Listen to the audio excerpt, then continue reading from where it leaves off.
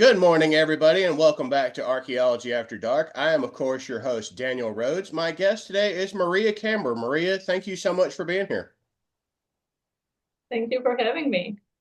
So, tell Pleasure. us a little bit about yourself.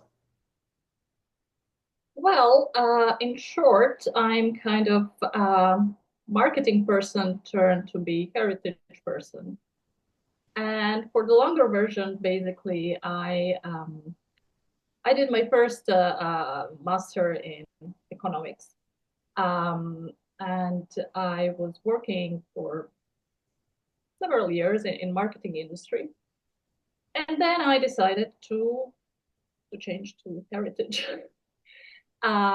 Because basically that was the thing that I always wanted to do.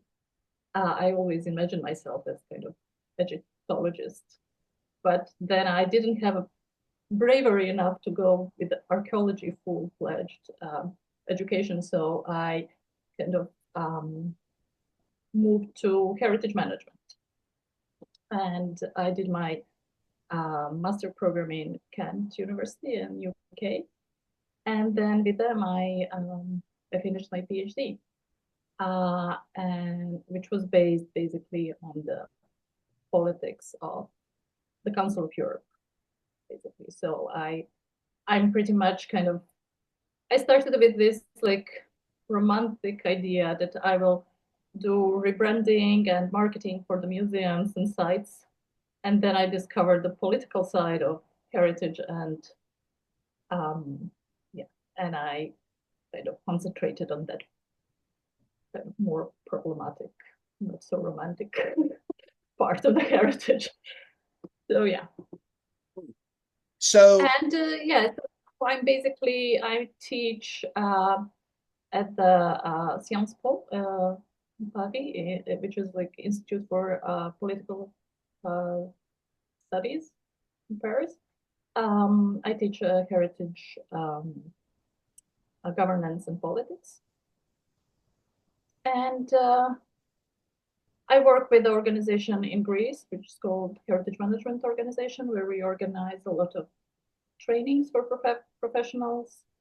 And recently, I hope I will be running the school, summer school, with the Center for, I think it's Center for Field Sciences, the US-based organization. So we will have a summer school in Athens. Please join. so the summer in Greece sounds like a great time. Yeah, I'm just like hoping I will have enough students to go. So please promote. um, yeah, it should be it should be fun. It will not be, I guess, kind of the usual field school. The field school that usually are organized for at least US based students in archaeology. So with this school, I plan to focus more on this kind of heritage issues in general. So covering all the topics from identity and memory and destruction and illicit trade and yeah, risk management. So um, international organizations, legal frameworks. So because I feel that it's nice to focus on like archaeology and your site and your little universe. But I mean, we are not working in a bubble, so I think that everyone in a profession at least needs to know the basics of the legal and standard setting framework that frames what we are doing. So that's my take on it. not not being archaeologist. No, that's that's So that's it really sounds like a great program, and what you're trying to do, I think, is really important because people, I think, they get lost on what the actual definition of heritage is. Like, here in the US, people are like, oh, well, my heritage is this or that. And they just, recite like a story they've heard like their entire lives on what their actual heritage is, but don't actually like look up what the definition of it is. Yeah, and I think, I mean, the definition obviously changes a lot. So, if you go from UNESCO World Heritage Convention now to the newest conventions, it's completely different story. And then I mean, what I like in this sense of when these changes are kind of in discourse are happening is that we are turning to, local and um, community heritage and the people who are bearing this heritage and living it rather than, to just stones and archaeological finds that really kind of small circle of people understand.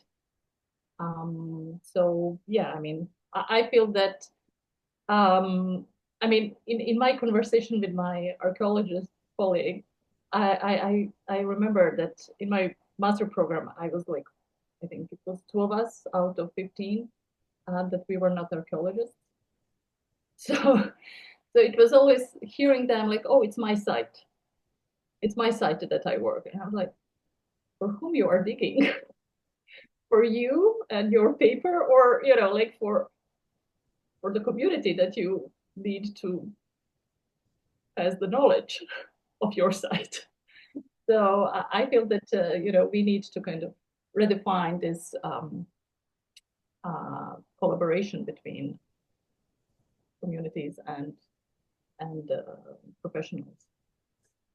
Yeah, and that's something that, people I feel in archaeology are constantly reassessing is their definition of community. Like you're doing the work for yourself, obviously, but you're also, adding to a global picture of what people see archaeology as. Yes, and I mean, like just to have a site that three people understand. I mean, and maybe you publish a paper and there is like, I don't know, 300 of us globally into it. I feel that, the thing is that what I feel kind of strong about is that we need to start to think about heritage as a resource for all the different, uh, different social uses. In that sense that, is it in building,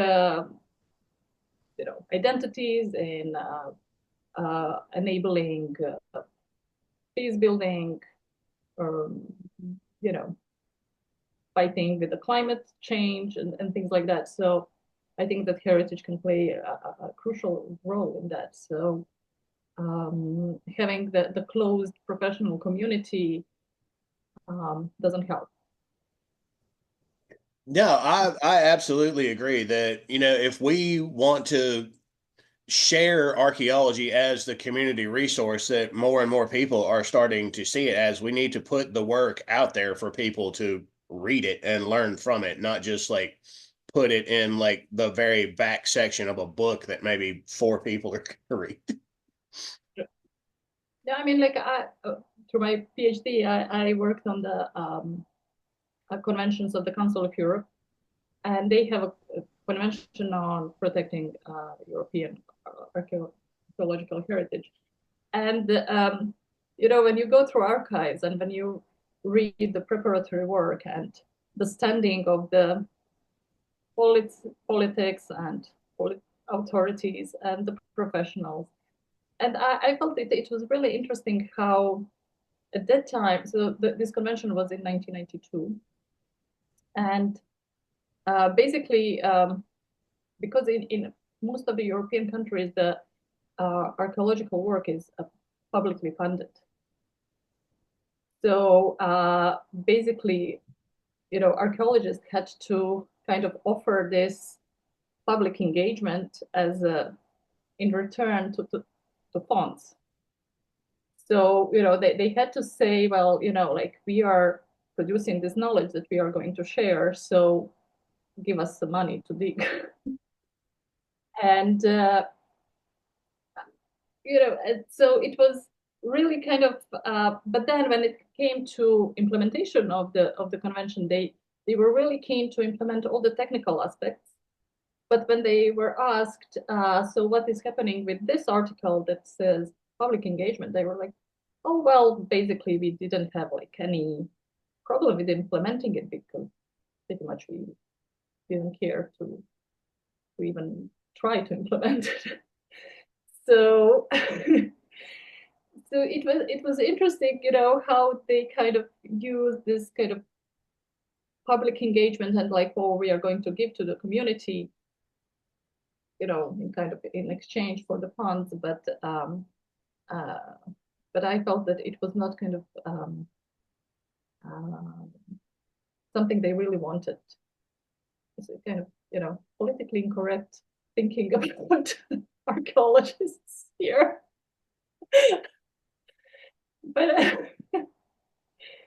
but I feel that, in archaeological circles, it's this fight between, kind of scientific part of the work that we are doing, and then the need to share this heritage with the community. So, I mean, Yeah, that's the other thing about it is if we don't, share it amongst the people, like people won't know that it's there. It's not like people can just like walk down the road and find an archaeological site. I mean, that is the case in yeah, some people's case, but they wouldn't know it's there. Like it's under their feet most of the time, and they just walk right by it and don't even know. yeah.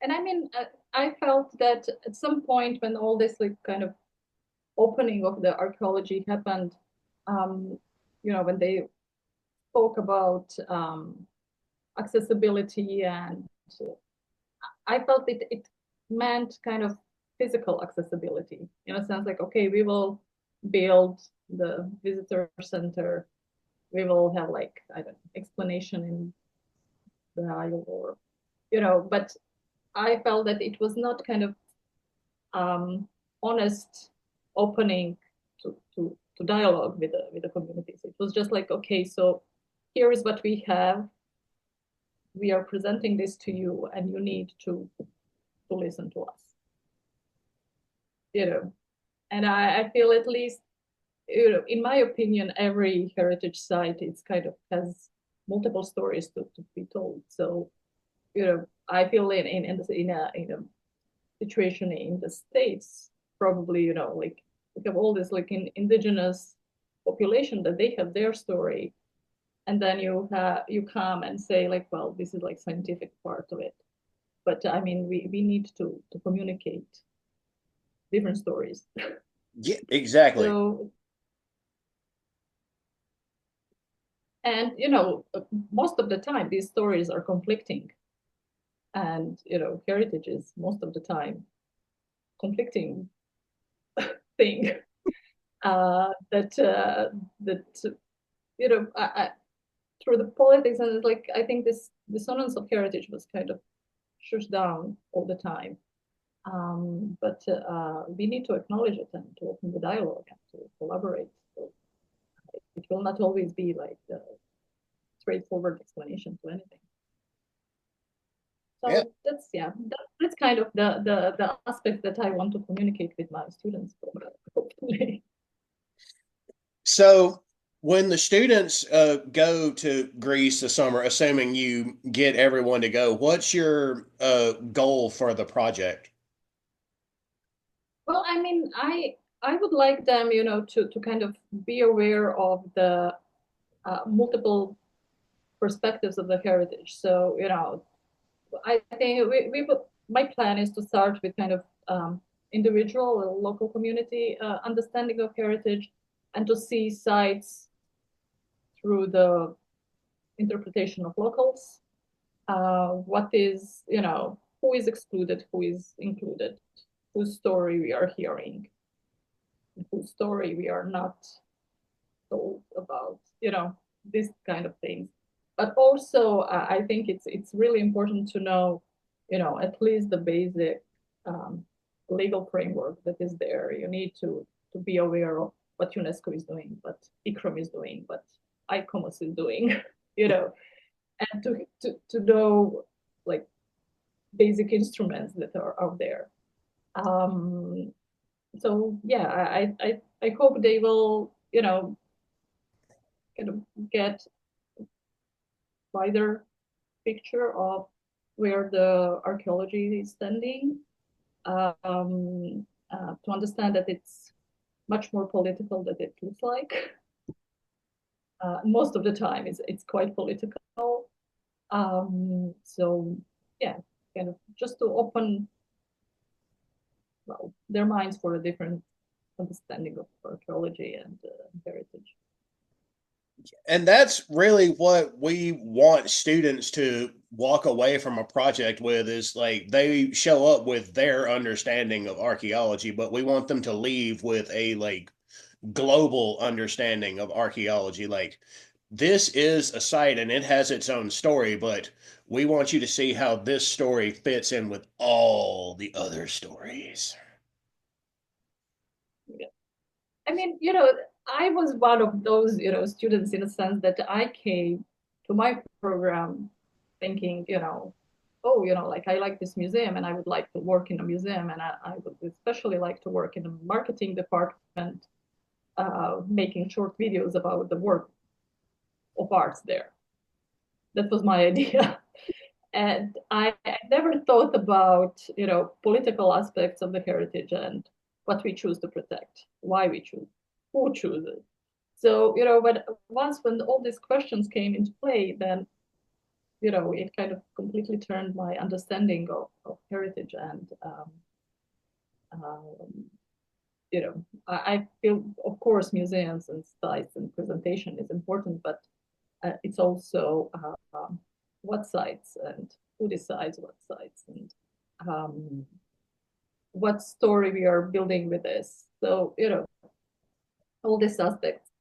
And then especially I felt it was really interesting for me to see all these like legal documents that we are all kind of aware of, how they came into life, whose idea was, to come up with a UNESCO World Heritage Convention, and what was the play behind, and so I mean I got really hooked into kind of going into archives and digging all these like obscure documents.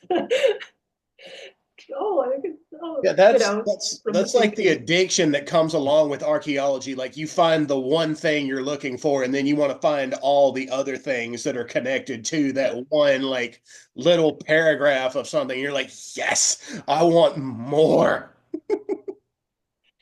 And like during my PhD, I had like such a big problem because I was digging through the Council of Europe archives, and then my mentor was like, bigger picture, like move away from it. And I was, but this paragraph is like really, like look what this guy said. So I was like, that's not important. Like, so but I mean, I love, yeah, I love archives. So um, it kind of it really also puts you back, like in the 50s and 60s, and to understand their point of view and how these documents came to life. I found it quite fascinating. It's kind of, like archaeology, but archaeology of legal documents, kind of. Oh, I have several friends who have gone through law school, and they'll love hearing phrased that way. Yeah, Oh, I mean, it was fascinating journey. Um, but yeah, I mean, I hope, at least to kind of give to the students in the summer school at least kind of a glimpse of, what is there, and to open their minds to different aspects of heritage. And I think there are quite urgent situations like with the climate change and with the disaster risk management and things like that, that no matter the site where you're working on, you need to take this into account. Um, and you need to know about procedures and things that need to be done to protect your sites. So this will be we're getting towards the end of the episode. So for people who want to get involved in archaeology or students who are getting involved in archaeology, what would you recommend for them? Like what advice would you give them from what you've learned? Not being archaeologist. it's, it's, I don't know if they want to take advice from me, but I feel, it would help me basically. I think, maybe this is the part that I'm missing in my kind of academic professional life, not being archaeologist or conservator, and speaking about heritage without this kind of basics. Um, but I think that you know it's I find it's a fascinating job to do, but that they need to put it in the bigger perspective so that they can. I mean, it's nice to imagine yourself, digging the underneath the pyramids in Egypt, but you need to understand the bigger picture. What does it mean? And that the sites that we decide to protect and to dig basically are part of the bigger political agenda that is out there. So, there need to be aware of different aspects of the work, but it's still fascinating. Oh yeah, absolutely. Um, so yeah, Well, that is going to do it here for Archaeology After Dark today. Everybody, thank you for joining us. Maria, thank you for joining me. I really appreciate you tuning in thank from you the for other having side me. of the world. At least we've managed to find the right time slot. Yes, it was really hard to figure out what the time difference between us actually was. So, I, speaking I'm good at about this. archaeology, you are in the morning, I'm in the afternoon. I promise I'm good at this, everybody. I promise I'm good at this. Dark part of this. All right. Thank you all for joining us. Tune in for more.